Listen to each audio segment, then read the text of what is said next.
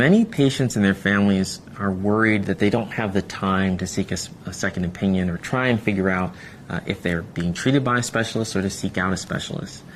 What many patients and their families won't know, and again, it's hard to get this information out to people ahead of time, is that there actually tends to be a lot of time to think about the next steps when there is an imaging diagnosis of a possible brain tumor.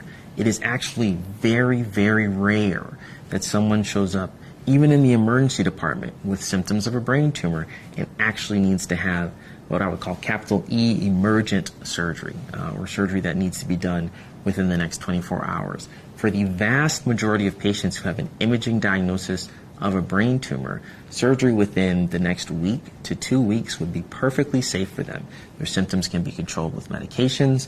We can watch them either inside the hospital or outside, and they can seek a second opinion before they're moved to the operating room. And so for that reason, I think it is really important that patients and their families know that they have time, that they can take a pause, and they can start asking their surgeon a few questions. Questions like, hey, are you a specialist in brain tumors? If you are a specialist in brain tumors, is this a type of tumor that you see frequently?